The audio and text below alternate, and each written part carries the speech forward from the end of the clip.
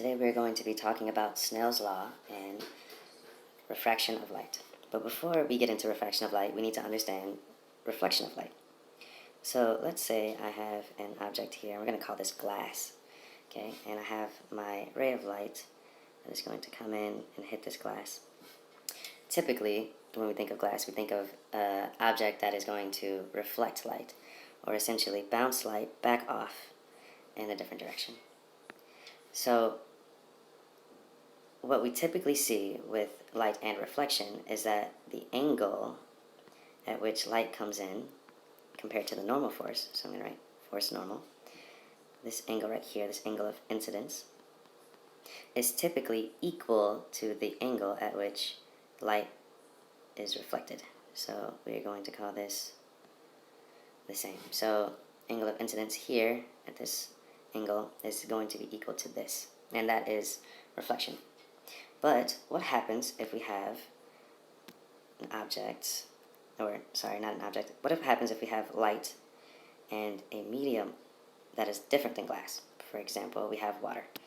So I'm going to write water down here and air up here. Okay. So what happens if we have this normal force again? Here, draw normal force. And we have light that comes down and hits the water. Typically, what is observed is that light will thus bend into the water. Now the question is, why does it bend?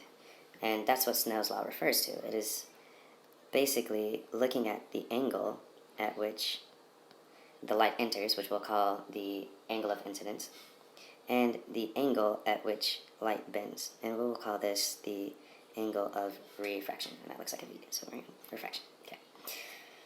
So what we know is that each of these mediums, both air and water, have indexes of refraction. So air's index of refraction, we're going to label that as N, is equal to 1. Whereas water's index of refraction is equal to 1.33. So slightly bigger, but not too much. But the trend that we see is when we have a lower index of refraction going to a higher index of refraction, we end up with a angle of refraction that is actually smaller than the angle of incidence. And we see that the angle of refraction actually bends towards the normal force. So, for example, let's say you have, I'm going to make this red. Let's say you have mud, and you're in a car, and you are driving on the road, and you're coming in at this angle. At a certain point, your tire, your front right tire, is going to hit the mud first. Now, mud is very thick, it's very dense, and so this tire right here is going to decrease in velocity, so it's going to slow down. Whereas the rest of the tires here, here, and here, their velocity is going to be constant. I'm just going to put constant. So, in turn, your vehicle is going to shift and kind of pivot until it all hits the mud. In which case, instead of going this way, your car is now going more this way. Not perpendicular to, or not parallel with the normal force, but more of an angle that is towards the normal force. And this is a trend that we see with light. Light ends up slowing down and ends up bending towards the normal force. So we have the sine, the incidence, sine theta of the incidence, and the sine theta of the angle refracted is equal to the velocity of light in air versus the velocity of light. No, just write a velocity of light in water. Okay. So this is one of the versions of Snell's law that you'll see, where it compares the ratio of the angle of incidence and the angle of refraction as compared to the velocity of the light in the air and the velocity of light in the water. Oops. Okay. So, we know that velocity in this situation is equal to the speed of light, which is 3 times 10 to the 8 over the index of refraction. So we're going to consider this V air, and this in air, and the speed of light is the same for both. So we can then use this to derive the other equation for Snell's law, which is more commonly seen. So if we substitute in, so if we cross multiply here, we get that sine, we get that velocity of water times sine theta incidence is equal to velocity in the air times the sine theta angle of refraction. Okay, so then we can use this equation here to substitute in for the velocity. So we get speed of light times sine theta of the incidence of refraction over the index of refraction in the air. No, apologies. In the water, which would be equal to speed of light times sine theta of refraction over the index of refraction of air. Okay, so now we have that. We can then multiply both sides by NW and NA.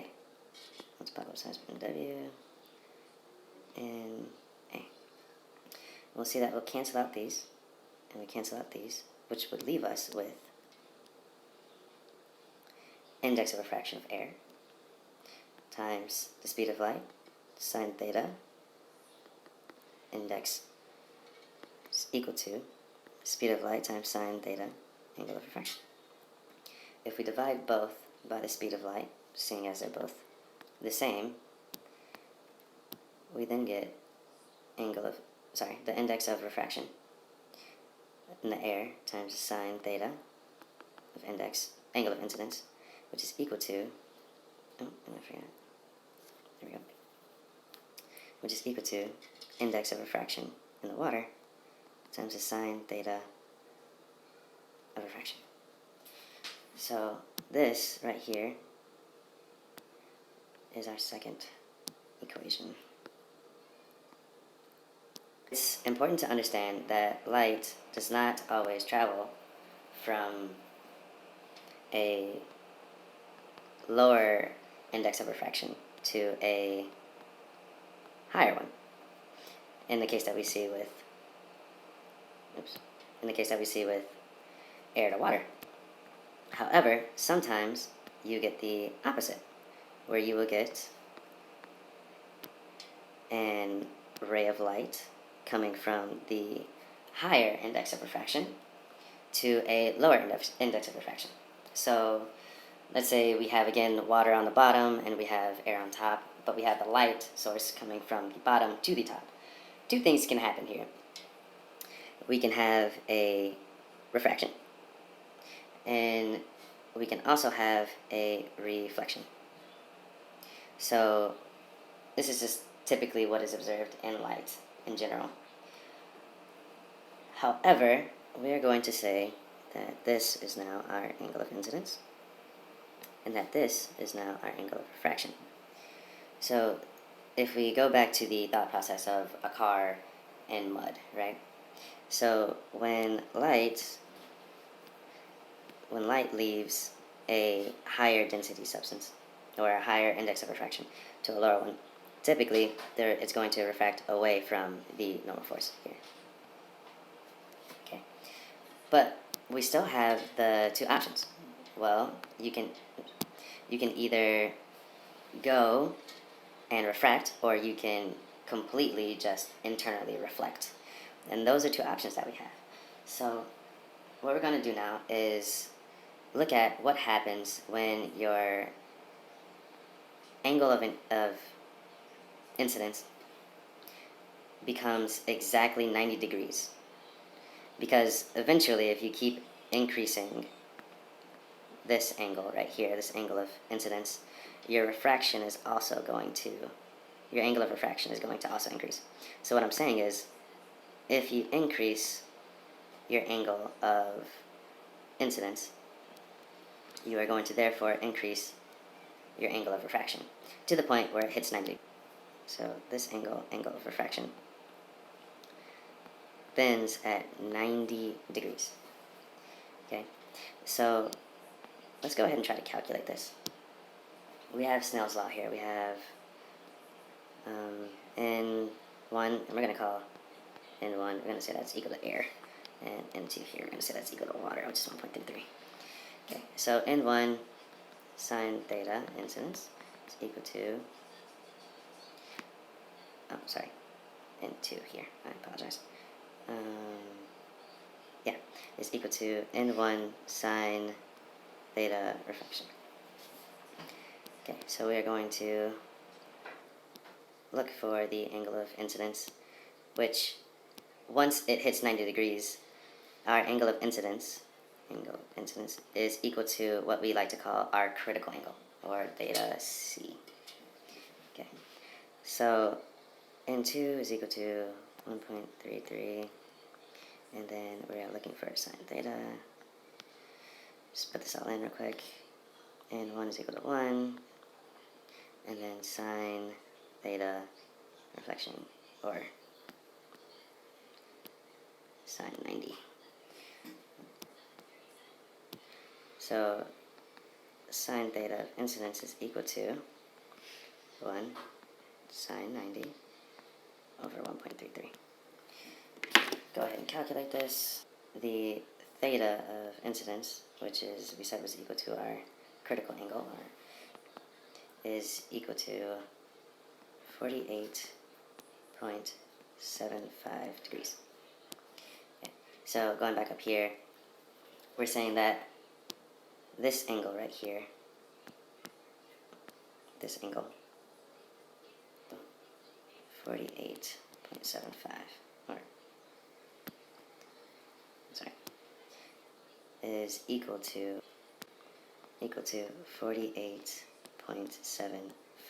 Okay. So when our angle of reflection is equal to 90, we then know that our angle of incidence, or what becomes our critical angle, is equal to 48.75 degrees. Go ahead and write degrees. Okay. So what happens if we increase our angle here, and make this greater? So instead of it being equal to, what happens if we make this greater? Well, let's calculate it. We know that our angle of incidence is 48.75 degrees. What happens if we then make this, let's say, we make our angle of incidence 50. Okay, so we'll take N2 sine theta incidence equal to N1 sine theta reflection. We said that earlier N2 was 1.33, so 1.33 sine, we said we were going to make that 50 degrees, and then 1 times sine, which is what we're looking for. So 1.33 sine 50 over 1 is equal to sine of r, theta r, sorry. And if we take the inverse of this, 1.33 sine 50, I'm just going to go ahead and do it on my calculator. You get the inverse angle of 1.012.